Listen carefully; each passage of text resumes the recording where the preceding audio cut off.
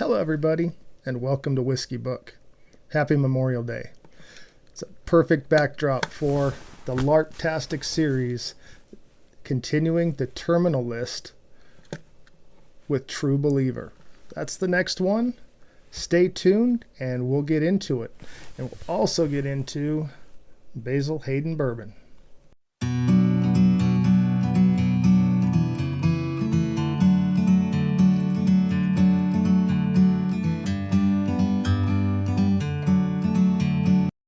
Welcome back, everybody. Hello, and we are continuing our series with Jack Carr's terminal list with True Believer.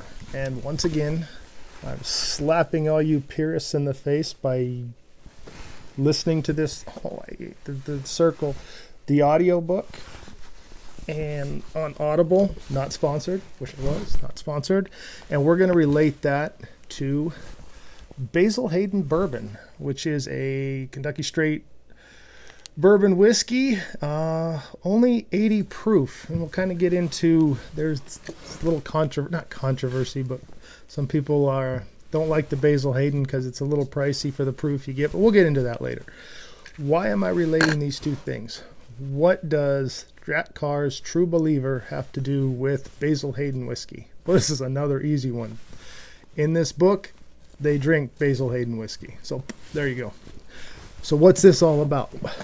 Continuation, if you don't know, Jack Carr, former Navy SEAL. He's actually commanded a unit of Navy SEALs, worked his way up with sniper.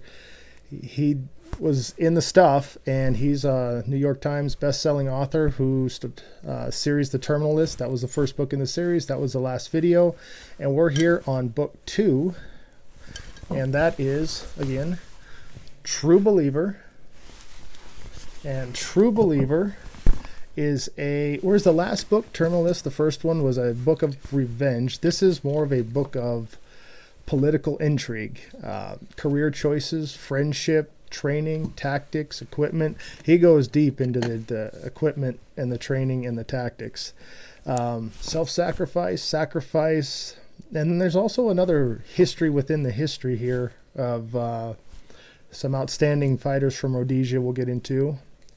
And there may or may not be some really cool sniper versus sniper assassination goodness going on. Think little Jason Bourne. Think, I don't know, who's another one? The Gray Man. That little bit of that in here is awesome.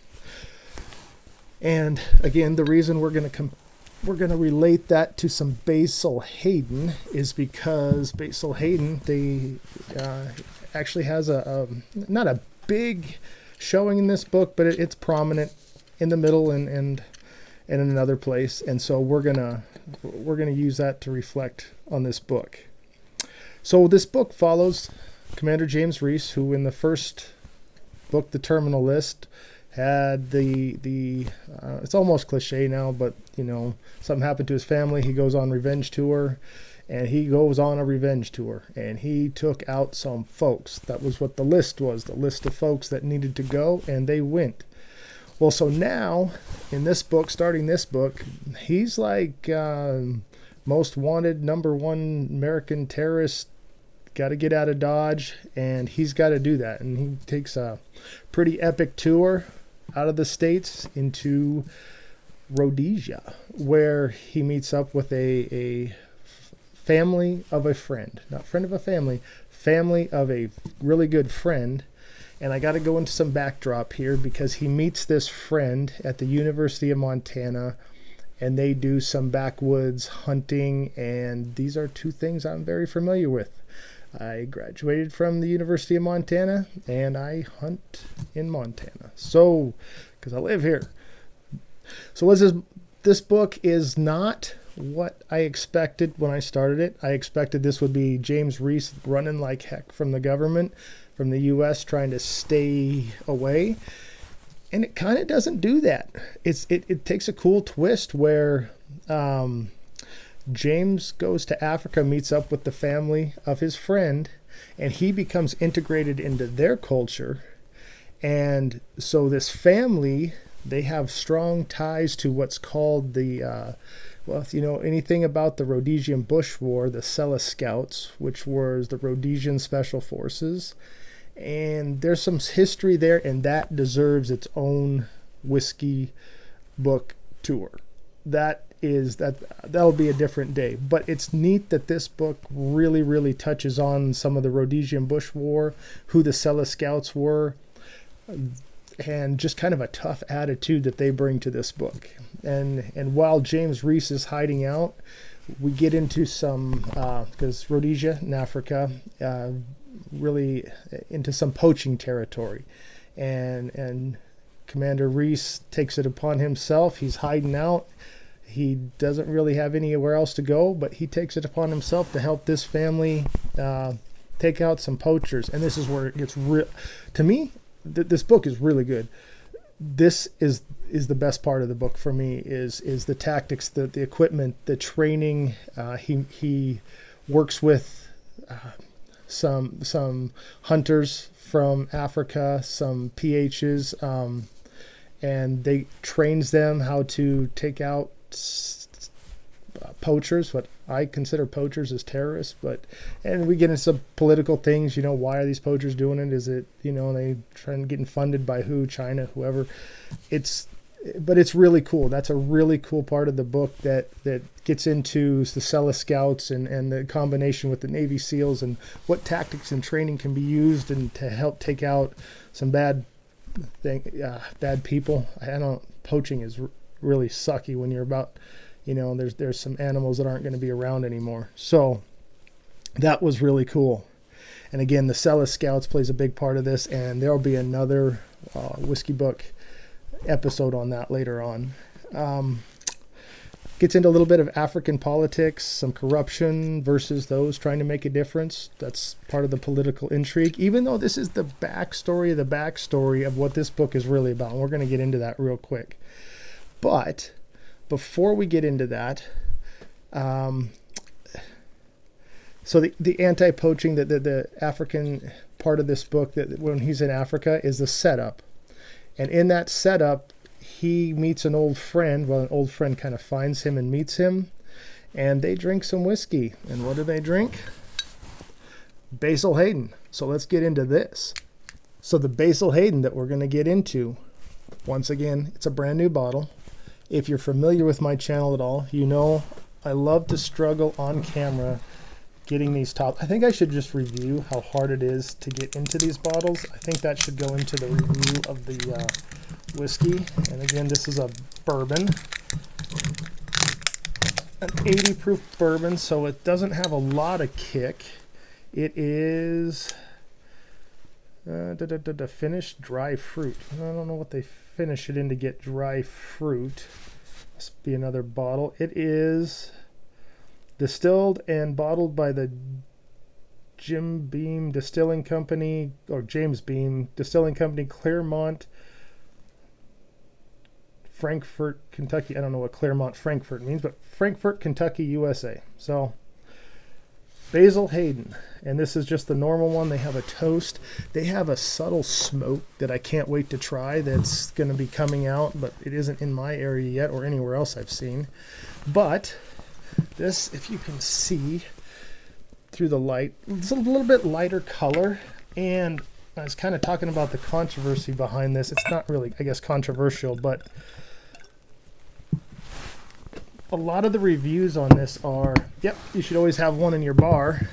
Nope, it's not worth the money. So what did I pay for this? $55? Maybe closer to 60? I don't remember now. It was up there, around 60 bucks. And I think a lot of the things I read, that you find this around $80, and it's just absolutely not worth that, because 80 proof bourbon, you don't usually pay that much for 80 proof bourbon. So let's get into this a little bit, bounce back and forth between the books. So where we are in the book is at the end of the Africa part. James Reese, an old friend, meets up with him, and there's two whiskeys in the book. Let me see. The first one's called Three Ships Whiskey. It's an African whiskey, and you can't get that in the United States as far as I can tell. It even says in the book that you can't find it. So could not find anything from Africa. I found a cream or a whiskey cream, but that's not going to work. But they drink Basil Hayden's and they have a toast. And so we're going to toast to a really good book and see how the whiskey compares or relates to it. All right, so on the nose, getting caramel vanilla, a little stronger vanilla than I've had this before in the while back. It's been a while though, so I'm kind of rediscovering it. A little more vanilla than I remember. It's definitely got some subtle honey. Definitely got some spice on it, some baking spice, and maybe a little clove in there. That's pretty good. Let's dive into this stuff. Memorial Day.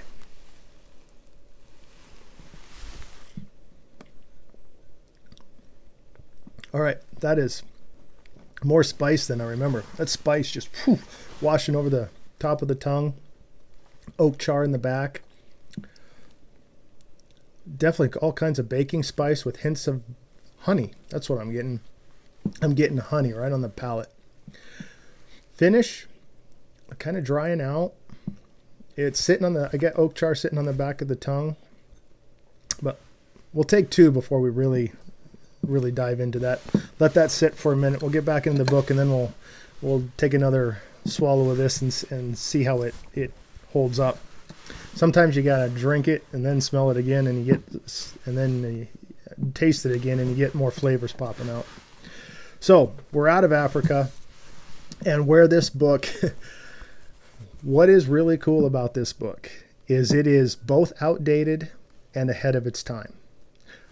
How can it be?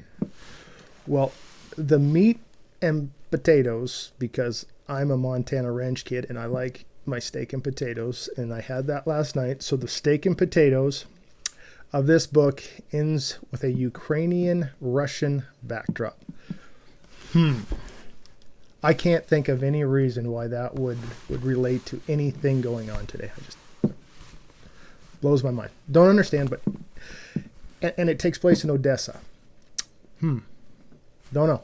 There's something out there striking my memory a little bit. I'm not sure why, but okay, that's a bad joke. But this book, I'm going to try to talk about this without spoiling it.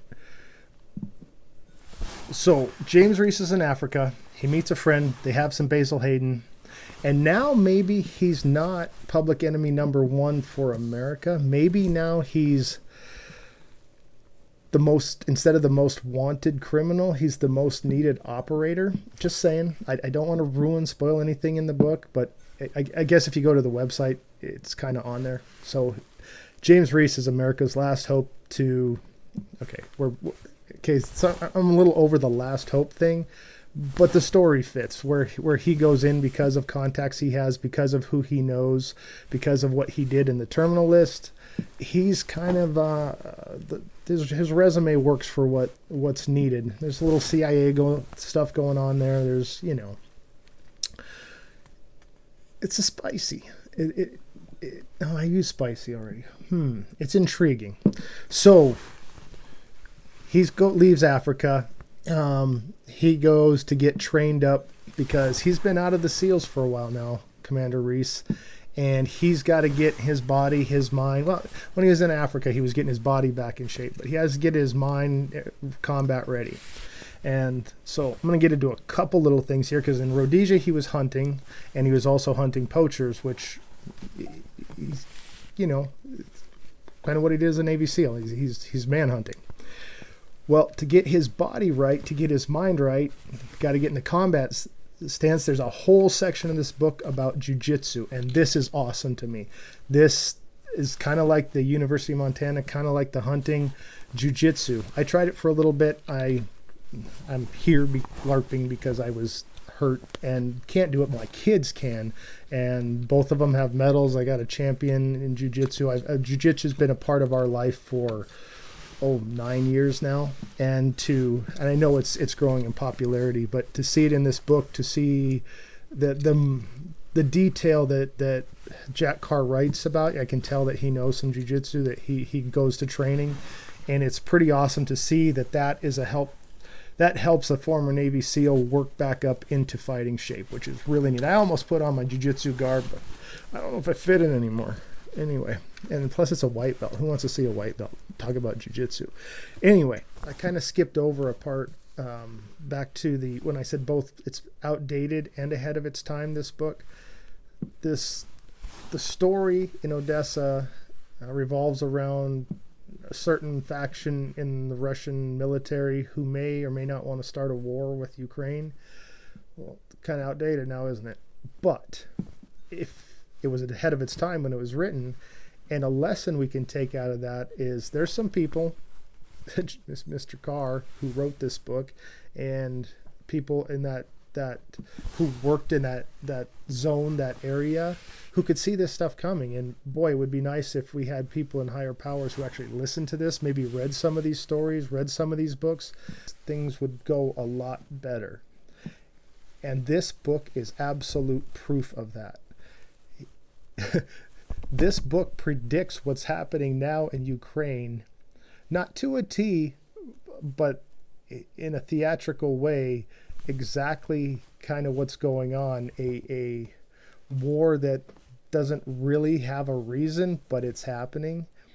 And that's what this book is so good about is, okay, you have the back history of the Sela Scouts, the Rhodesian Bush War, you have the training, but then in the main crux of this is how does one country set up a reason to fight another country? And that's where you read this book or you listen to it like I did, I'm sorry. And it like, holy cow, this was almost predicted. And if people would listen to this, maybe some of these predictions wouldn't have to come true. So back to the whiskey. Let's get this going. I'm not going to ruin the end of the book. There's some really, really good action. There's some darker moments, some lighter moments, some really good action scenes. There's a lot going on. There's some intelligence gathering going on. There's some. It's a lot of intrigue wrapped into. So when I'm reading this book, and excuse me again for jumping all over the place, I go from the Africa thing and I'm thinking, okay, we're on the downswing. Nope. Nope. That was the setup. That was the character building to get into what the book is really about. And it gets really good from there. And you can think of, let's see, there's a show I watched. I think it was called The Bodyguard. I think it was on Netflix. Kind of get some of that in here. Maybe not the best show ever, but it had some really good parts to it. There's a whole bunch of just action, Jason Bourne-ish kind of stuff going on, but not over the top. It's you could see it really happening. So back to the whiskey. How does it relate to this book? Well, other than it appears twice in the book, does it equal the book? So on the nose again, still getting some light vanilla, definitely some spices. I don't know, I feel like somebody poured some, and a little bit of potpourri, maybe like somebody poured some clove and maybe just some pepper over a flower with honey on it.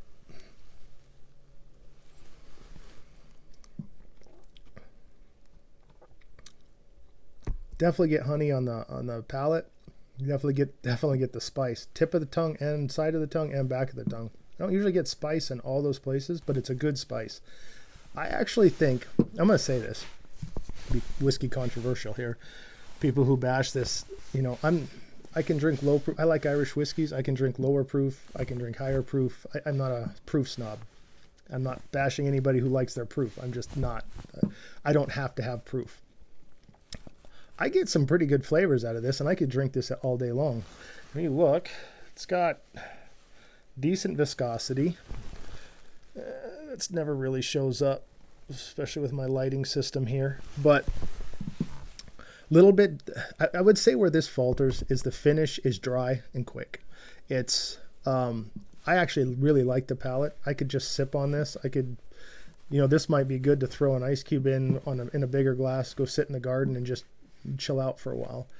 where I can see that the people might say it's not worth that much is the finish is really quick. You get a little oak, slight bit of honey and vanilla, but the char comes out and then it's kind of gone. It just dries up really fast. Even though I'm getting some viscosity on the glass, I get a little oil around the side of the tongue, but it doesn't drop off the back like some of the other whiskeys I have. So relating to the book, I would say absolutely doesn't relate, because the book is jam-packed all the way through. Let's say the nose, the first part, the lead up is good, decent. The palate, the middle part, the Rhodesian, the African family poaching setup is just one of the best things I've read in a while as far as an action book. It's really good. And then the finish in the book is that's what relates to what's going on today, and it's just really awesome. Finish on this, it's all right. But that being said, I'd still drink this all the time. This is really good stuff. So that's what we have. We have True Believer. There will be another one coming up in the series here pretty soon. I believe Savage Sun is next. Let me take a quick look. Yep, Savage Sun is number 3 in the list, then Devil's Hand, and then I'll finally get his brand new book, In the Blood, will be coming up after that. So thank you all for watching, and Whiskey Book out.